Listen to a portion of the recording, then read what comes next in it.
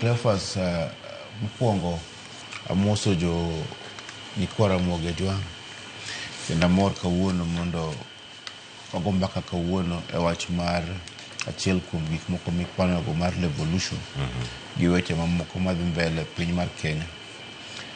Mae en 12th session mar conference mar devolution ni. Taparo ni mae mokwongo chopo Nyanza out of the rest of osebedo gimoro Nyanza. Osebedo Kisumu. Devolution conference. Devolution conference notimo mokwongo Kisumu. Higa mar 2014. Okay. Mano giko mare kanyo. Yes. But anyway, gima idhingi mana kaka jawadwa wacho ni sometimes gima nomiyo nonego bed devolution conference itimo kaka nochakore. Aparo nen ni mondo nobedo created gimoro Council of Governors ni wabeti conference ma devolution every year mondo wangi policies and gik ma oseendelea from the previous times, gik ma osebedo kok timre maber mondo kiloso policy moro manyien mag county governments to paro manyien obedie ka gi update nyaka laws mag county government. But okang'eyo kendo kapar ni wasebedo ka wa achieve mano asach to sani bende devolution conference madhi timre Homa Bay chal kagima wadhi showcase gik ma osetimre county no for the last almost 14 years or for the last 2 years.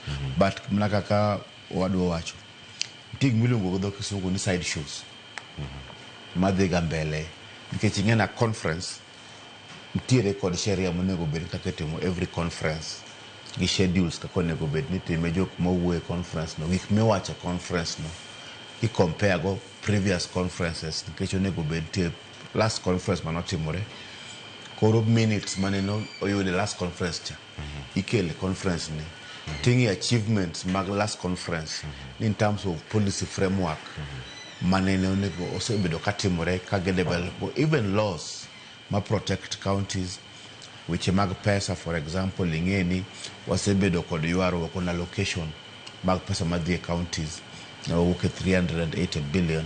Aparo this year budget oketo 420 something billion. Koro mago achievements bende to nego bed ni ng'eyo ka practically gik moko kaka corruption bende madhi mbele counties onego bed this conference develop framework. For example, one kod miluongo ni EACC and the anti-corruption body national at the national level.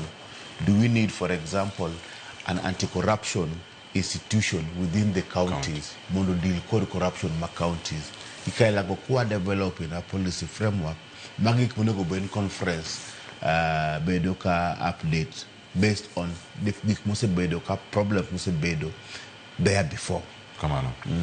Oscar, gini biro kinde ma